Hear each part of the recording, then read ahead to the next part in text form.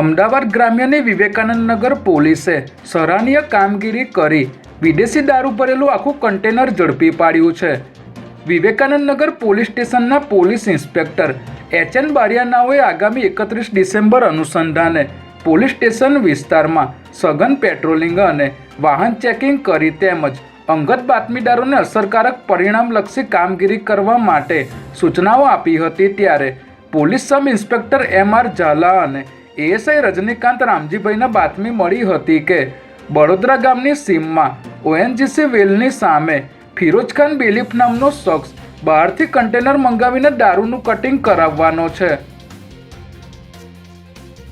Firozkhan બેલીફના farm પર બંધ બોડીનું container અને સફેદ કલરની ગાડી આવીને ઊભી હોવાથી પોલીસે અહીં રેડ કરવાનું આયોજન કરીને દરોડો પાડતા હરિયાણા પાર્સિંગના કન્ટેનરમાંથી બોર્નવિટાના બોક્સની આડમાંથી દારૂનો મોટો જથ્થો મળી આવ્યો હતો। ત્યારે પોલીસે આ કન્ટેનરમાંથી વિદેશી દારૂની નાની મોટી મળીને 7,108 જેટલી બોટલો કબજે કરી છે, જેની બજાર કિંમત 37,41,740 જેટલી થાય છે। ત્યારે પોલીસે વિદેશી દારૂ કન્ટેનર તેમજ સફેદ કલરની ગાડી મળીને 1 કરોડ ઉપરાંતનો મુદ્દામાલ કબજે કર્યો છે। જ્યારે દારૂનો જથ્થો મંગાવનાર ફિરોઝખાન બેલીફ, કન્ટેનર ચાલક તેમજ સફેદ કારની ગાડીના ચાલક સહિતના આરોપીઓને વોન્ટેડ જાહેર કરી તમામની ધરપકડના ચક્રો ગતિમાન કર્યા છે।